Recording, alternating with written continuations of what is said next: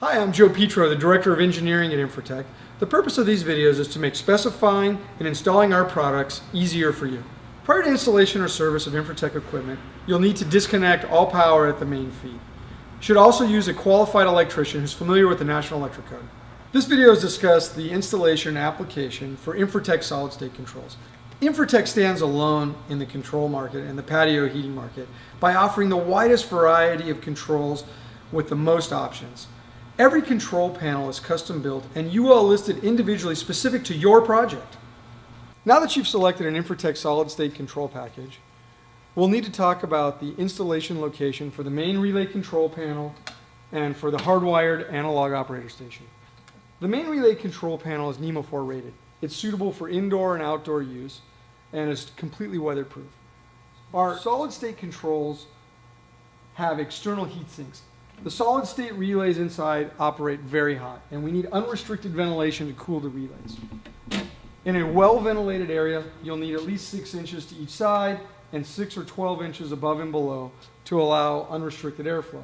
If you're installing the control panel in an attic, a crawl space, close to a corner, perhaps in an area with restricted ventilation, you'll need additional clearance. You may need 12 inches and a minimum of 12 or 18 above and below to allow for unrestricted circulation. Once you've selected an appropriate location for the main relay control, you'll need to select a location for the analog operator station. This can be out on the patio near the heaters, but the analog controls are only NEMA 12 rated. That means they're suitable for dust and mist, but not direct rain. You'll need to install the analog control under a solid roof or an area where it will not be exposed to direct rain.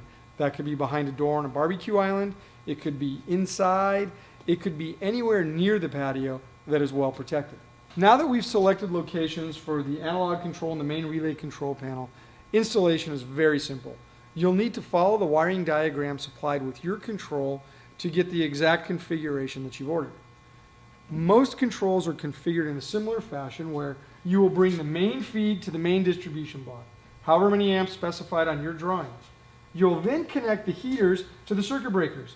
It will show you H1, H2, H3, H4, and connect the appropriate heaters to the breakers as specified. Once the main power feed is connected and the high voltage lines to the heaters are connected, we can connect the analog control. The analog control will need 1 amp of 110 power. That is normally taken from a local lighting or power circuit. So you'll connect the 1 amp of 110 to the black and the white, and then the green for the ground. You'll then connect the 10 volt DC control signal to 1A, 1B, 2A, 2B, etc., depending on your control configuration. 1A and 1B will connect to the contact strip labeled 1A and 1B for the low voltage control input. Once all the low voltage signals are connected, your control installation is complete and the heaters are ready to operate. Well, hopefully this video has been helpful. It's our goal at Infratech to provide the best products and the best information to make your installation a success. Should you need additional assistance, please feel free to contact Infratech.